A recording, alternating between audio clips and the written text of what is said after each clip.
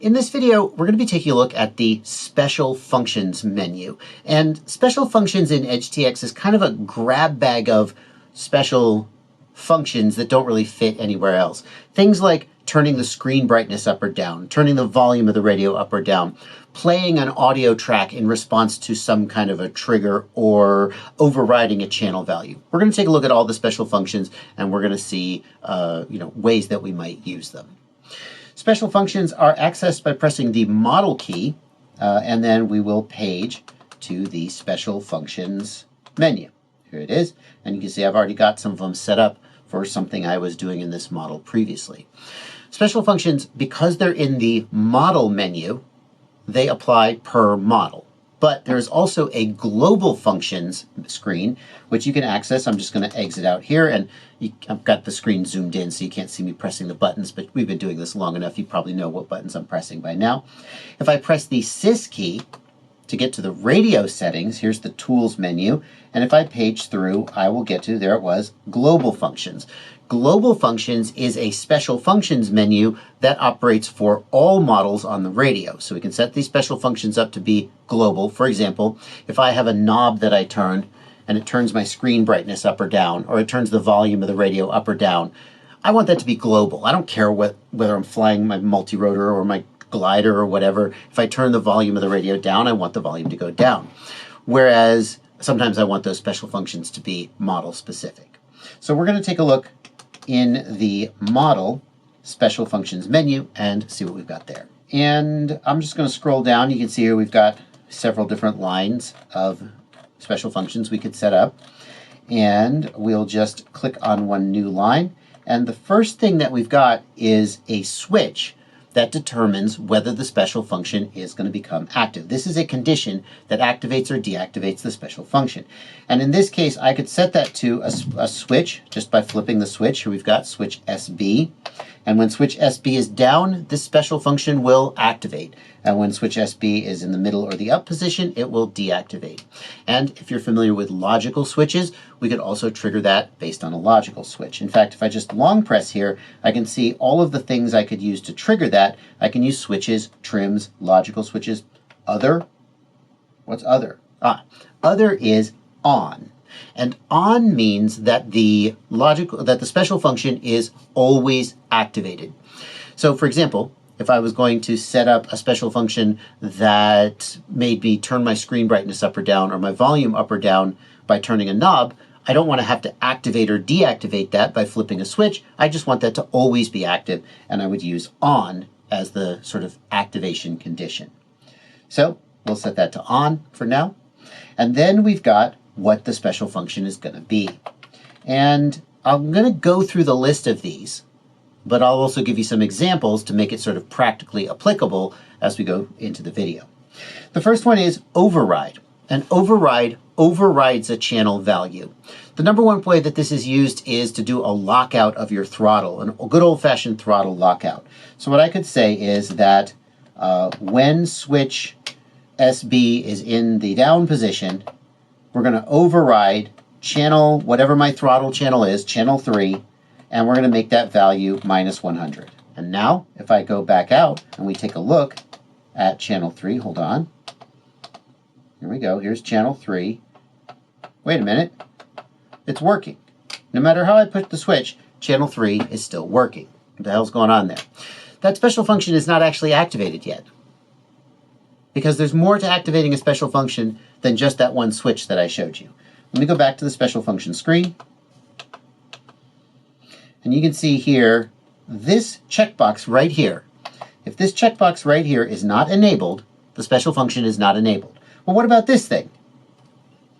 I don't know. They thought that you might want to turn special functions on and off without actually changing anything else. So there's this little box here, and until I activate that, the special function doesn't even do anything. So you're always going to want to activate that, unless maybe for troubleshooting purposes or testing purposes you want to temporarily deactivate it. And now we can see that if I back out to the main screen, do you see that it says over, OVR? That means this channel is being overridden by a special function.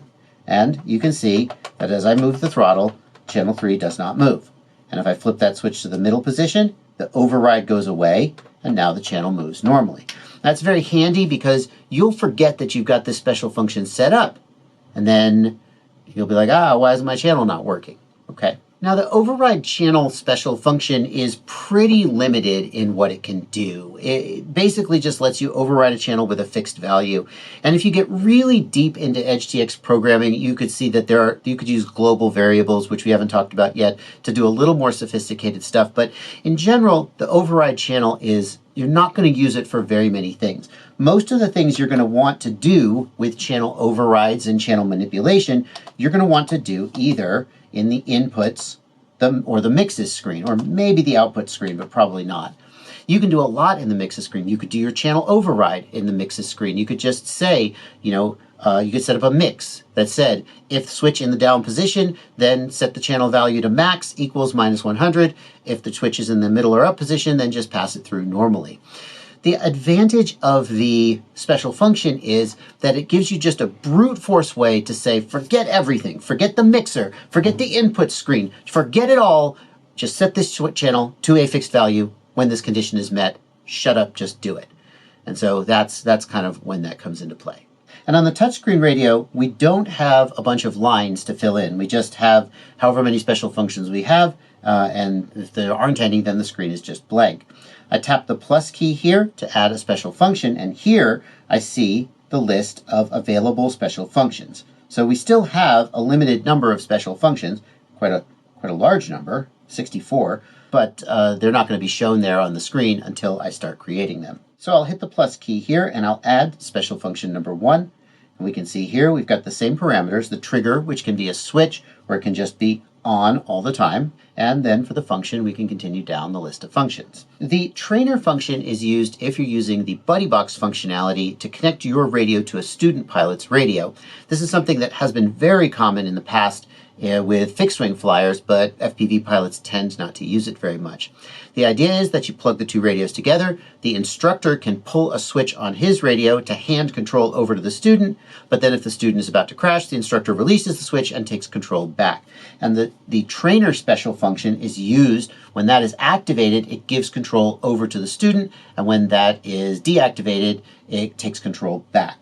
You can also set the special function to give or take control of any one specific axis or channel, or just all of them. The inst trim function.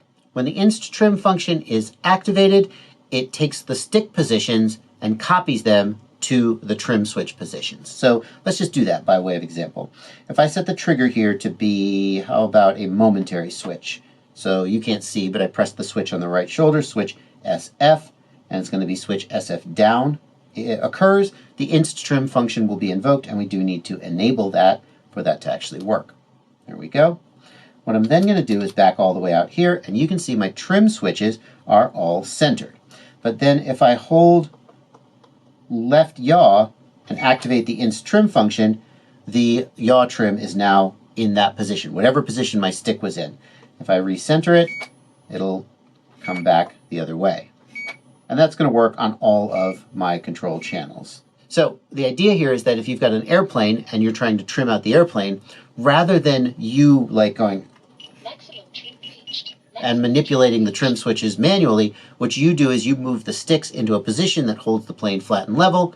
You hit the inst trim function and it copies those over to your trims, and then you're just flying and you're good to go. The reset function is used with the timers that we showed way back when we talked about the model setup. So you may recall that each model can have certain timers that can be started and stopped based on certain conditions. Well, how do you reset those timers? Well, one way to do it is to power cycle the radio or reload the model, but you can also set up a special function to reset the timer, and then you'll flip whatever switch you assign and it'll reset that timer. There's also a special function here to set a timer to a specific value. So for example, you could say I'm going to have a 5-minute timer, and when that timer is over, I'm going to know that my battery's almost dead and I'm going to land. And by flipping that switch, you will reset the timer to 5 minutes or whatever value you choose to set it to.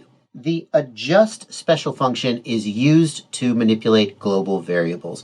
This is an advanced topic that we're not going to go into in this video, but I have a video that involves using global variables, and I'm going to put it in a link in the video description below, as well as in this playlist. It is the N position switch, turning your momentaries into an N position switch. Again, it's super advanced, but feel free to watch it and see what you can get out of it. The volume special function adjusts the radio's volume. In fact, let me go back to my Boxer where I actually have this set up. And on my Boxer, I have this set up in the global functions menu because I want the volume control to apply to all of my models. So I'm going to press the sys key and then page to global functions, and you'll see it here. Volume is assigned to S2. And the idea here is that if I just turn S2 all the way down, I won't hear my audio callouts. You actually do hear the audio callout when it first powers up. You're going to learn something today. Wouldn't want to miss that, would we?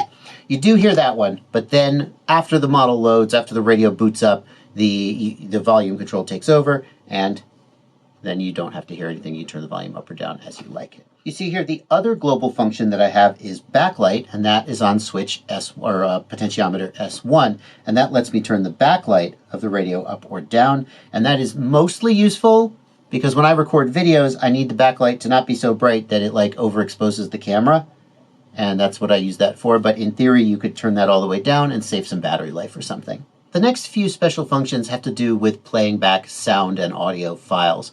The first one is play sound, and there are some pre-configured sounds like beeps and so forth that are not really, they're not like audio files on the SD card. They're just beeps and sounds that the radio knows how to make. In fact, let's trigger this with the momentary switch SF, and we'll do play sound beep 1, and here we go.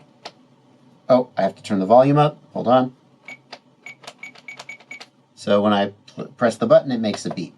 There's a whole bunch of sounds we could do. You can go through them all. We won't go through them all. Right? You can cause it to play that sound when you trigger that in any way that you like.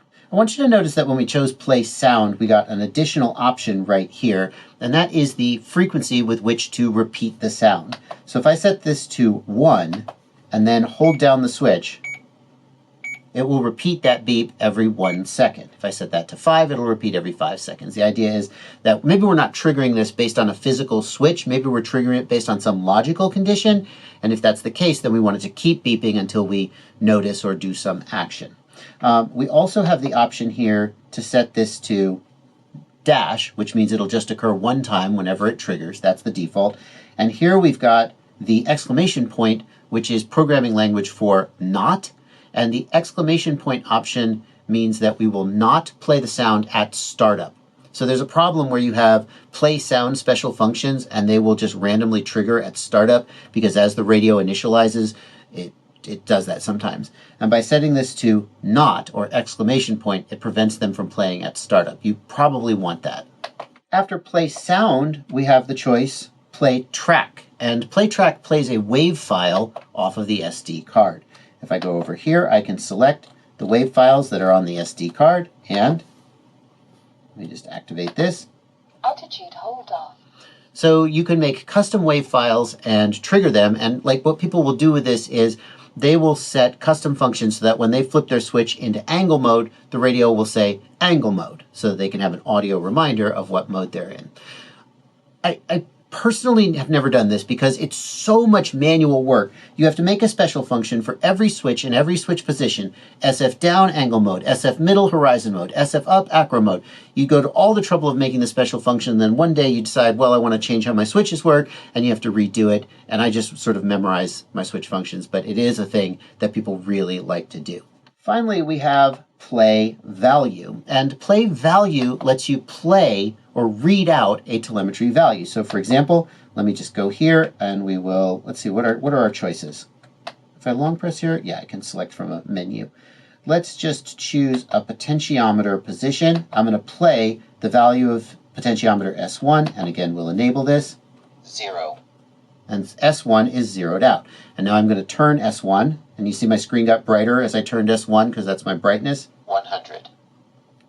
Minus 100. And you see it reads out minus that position.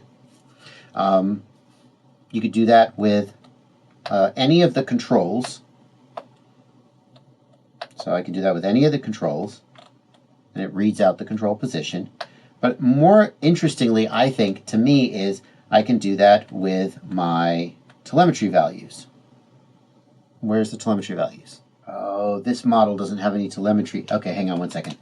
I need to load a different model that I've actually connected to a drone.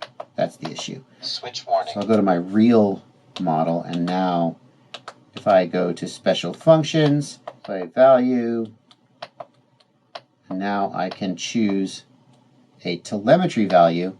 And so, for example, I can read out my RSSI. I can read out my battery voltage. Any of your telemetry sensors, you can read them out. So, for example, I won't read it out right now, I guess, because we don't have any, again, we don't have any telemetry, so the RSSI sensor has no value, I guess is what's happening.